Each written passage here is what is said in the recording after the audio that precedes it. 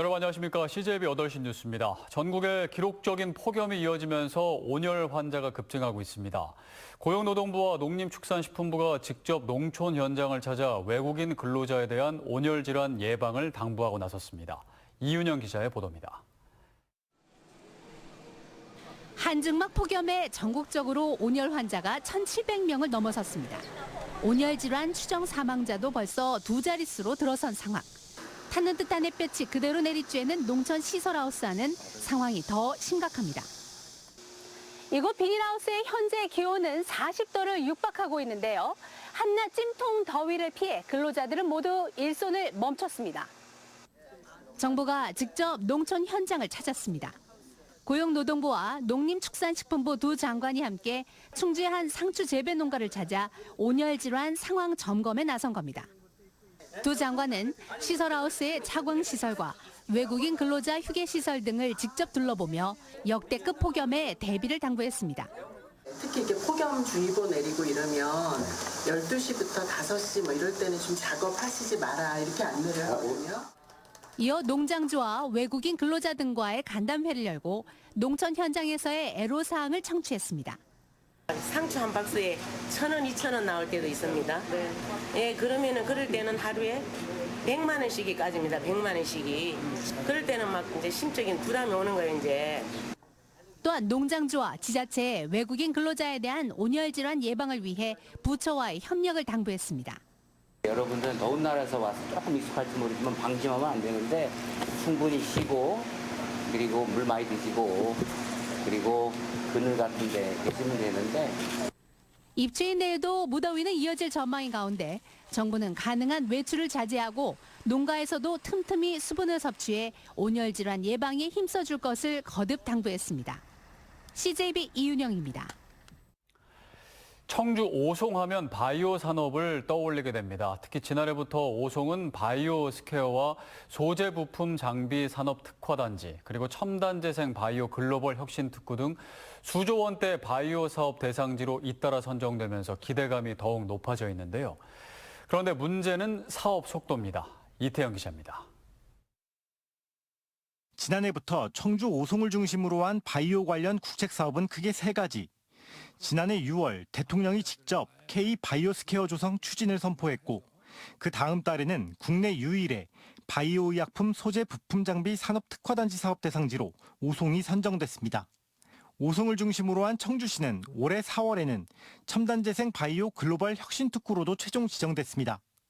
먼저 K-바이오스퀘어는 세계적 대학과 기업을 유치해 바이오 연구자 10,000명이 상주하는 세계 최대 규모의 바이오 연구단지를 조성한다는 구상으로 사업비만 2조 4천억 원 이상입니다.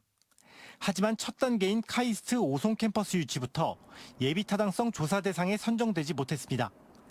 충북도는 사업 추진 1년 만에 정부가 예비 타당성 조사를 검토했다는 것만으로도 만족하고 있습니다.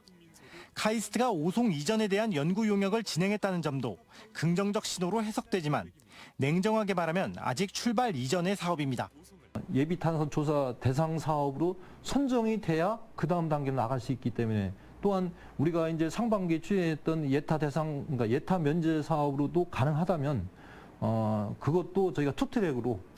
반면 나머지 2개 사업은 공식적으로 확정된 사업입니다. 바이오 소부장 특화단지 사업의 경우 지난 코로나19 당시 높은 해외 의존도로 공급망 리스크를 겪으면서 추진된 사업으로 현재 0.1%도 채 되지 않는 국내 기업의 점유율을 700억 이상을 투자해 극복하겠다는 게 정부의 사업 목표입니다. 최근 단지 내 업체들의 공고를 낸 상태로 모집 수요보다 많은 기업들이 참여한 것으로 알려졌지만 국비 집행 이전 단계에 머무르고 있습니다.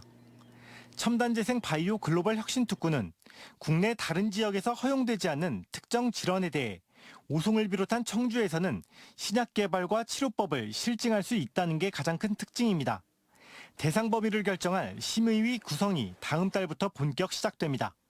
R&D 기업과 또 R&D 연구기관과 이렇게 공조해서 같이 네트워크를 구축해가지고 개발한 걸 바로 기업의 현장에 쓸 수 있게. 대통령 공약을 포함해 3개 사업 모두 차질 없이 진행돼야 인력 양성과 기술 개발, 실증까지 선순환의 바이오 클러스터 조성이 가능한 가운데 윤석열 정부 3년 차를 맞아 속도가 붙을지 주목됩니다. CJB 이태현입니다. 저출생 여파로 충북 지역 어린이집이 5년 새 236곳이나 문을 닫은 것으로 나타났습니다. 보건복지부의 지난해 12월 말 기준 보육 통계에 따르면 충북 지역 어린이집은 지난 2018년 1,157곳에서 지난해 말 921곳으로 무려 20.4%나 줄어들었습니다. 이는 급격한 저출생 여파로 원화가 줄어들면서 폐원이 증가한 데 따른 겁니다. 충청권 전체로는 최근 5년 새 35%인 1,250곳이 줄어든 것으로 나타났습니다. 방학을 공교육과 함께 오늘은 6번째 마지막 순서로 직업계 고등학교의 모습을 살펴봅니다.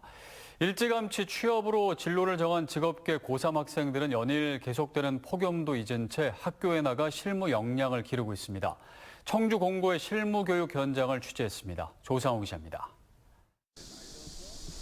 청주 공고 운동장에 이 학교 3학년 2명이 산업용 드론을 제어하는 훈련을 하고 있습니다. 오는 24일 개막하는 전국 기능 경기 대회에 출전하는 충북 대표 학생 선수들입니다. 가만히 서 있기조차 힘든 불볕 더위에도 아랑곳 없이 대회 입상을 위해 해가 저물도록 훈련에 집중하고 있습니다. 현재 토요일 제외하고 평일하고 일요일 다 나와가지고 기능 경기 대회를 준비하고 있는데요. 나와서 오전하고 오후 시간 7시까지 비행을 하고 있습니다. 용접실도 실습 교육이 한창입니다. 18살 청춘들의 의욕이 마치 용접 불꽃처럼 뜨겁게 불타오르고 있습니다. 뜨거운 열기와 눈부심을 이겨내며 철판을 이어붙이는 작업에 여념이 없습니다. 제가 2학기 때 현장 실습을 나가서 이제 회사에 필요한 능력을 얻기 위해 방학 때 힘들게 나와서 연습을 하고 있습니다. 고가의 최신 장비를 갖춘 반도체 장비실에서는 기업과 협력해 도제식 교육이 이루어지고 있습니다. 청주 공고에는 3학년의 3분의 1 정도가 2학기 현장 실습을 나가기 전 기업이 요구하는 직무 교육이나 각종 자격증을 따기 위해 방학을 잊은 채 집중 심화 교육을 받고 있습니다. 선생님들도 방학이 3주인데 쉼 없이 나오셔서 학생들 지도하고 계시고, 그리고 선생님들이 실기 지도를 하기에 앞서서 이제 안전 또 교육을 해야 되기 때문에 이렇게 같이 나오셔서 지도를 하고 계십니다.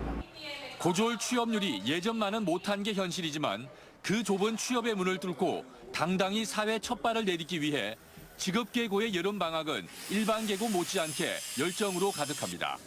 CJB 조상우입니다. 옥천군이 지난달 집중호우로 피해를 입은 수재민의 올해분 주민세와 재산세를 전액 면제합니다. 대상은 주민세 1,026건과 재산세 1,883건으로 세액을 합산하면 5,547만 원입니다. 한편 국가재난관리 정보 시스템에 피해 내역이 누락된 경우 피해 사실 확인서 등을 갖추어 추가로 신청할 수 있습니다. 올해 상반기 도내에서는 47건의 하천 오염 사고 민원이 접수된 것으로 나타났습니다. 유형별로는 유류 유출 사고에 대한 민원이 가장 많았고 그 뒤로는 하천이 특이색을 띠거나 거품이 발생한다는 민원 순이었습니다. 이들 사고는 강수량이 많았던 2월과 4월, 6월에 집중됐으며 충북보건환경연구원은 오염 원인 파악을 위해 수질 분석을 진행 중이라고 밝혔습니다. 2025학년도 대학 수학능력시험을 100일 앞둔 오늘 윤건영 교육감은 청주 세광고를 찾아 수험생들을 격려했습니다. 윤 교육감은 지치고 힘든 상황에서도 포기하지 않고 최선을 다해온 것이 대견하다며 수능시험일까지 공부 습관을 잘 유지해 저마다의 목표를 성취하길 기원한다고 말했습니다. 교사들에게도 학생 지도에 전력을 다하는 모습에 감사의 뜻을 전하며 건강관리에 유의해달라고 당부했습니다. 충북 지역 2번째 주취자 응급의료센터가 충주의료원에 개설됐습니다. 충북경찰청과 자치경찰위원회, 충주의료원은 오늘 북부권 주취자 응급의료센터 개설 업무 협약을 체결했습니다. 충북청은 전담 경찰관 2명을 배치하고 충주의료원은 주취자 치료를 위한 시설과 응급의료 등을 제공할 방침입니다. 청주지검이 임차료 수십억 원을 빼돌린 의혹을 받는 청주국제공항 입점업체 4곳에 대해 압수수색을 벌였습니다. 청주공항은 고정 임대료가 아닌 매출과 연동해 임대료를 책정하지만 이들 업체는 매출액을 누락시키는 방법으로 30억 원 정도를 가로챈 혐의를 받고 있습니다. 공항공사는 자체 매장 점검 과정에서 이상 징후를 포착했고 검찰에 수사를 의뢰한 바 있습니다. 청주 상당경찰서는 음주 뺑소니를 제지하는 시민을 매단체 도주하고 피해 차주가 쫓아오자 흉기로 위협한 50대 남성 A씨를 붙잡아 특수상해와 특수협박 등의 혐의로 구속영장을 신청했습니다. A씨는 지난 3일 오후 12시 50분쯤 청주시 문화동 인근 도로에서 술에 취해 주차된 차량을 들이받은 뒤 60대 시민이 도주를 제지하며 차량 문을 붙잡자 20m 정도를 매달고 달렸습니다. 이후 피해 차주 50대 B씨가 쫓아오자 신호 위반을 하며 3km 정도 추격전을 벌이고 막다른 길에 막히자 커터칼로 B씨를 위협한 혐의를 받고 있습니다. 청주 청원경찰서는 지인의 사업자금이 든 돈가방을 훔친 20대 일당 3명을 검거하고 이 중 A씨 등 2명을 특수절도 혐의로 구속했습니다. A씨 등은 지난 1일 오전 3시 40분쯤 청주시 청원구의 한 카페에서 지인 20대 B씨가 담배를 피우러 밖에 나간 사이 현금 6,500만 원이 든 가방을 훔쳐 달아난 혐의를 받고 있습니다. 신고를 받은 경찰에게 하루 만에 붙잡힌 이들은 범행 직후 각자의 빚을 갚는 데 돈을 모두 사용했다고 진술한 것으로 알려졌습니다. CJ 8시 뉴스를 모두 마칩니다. 고맙습니다.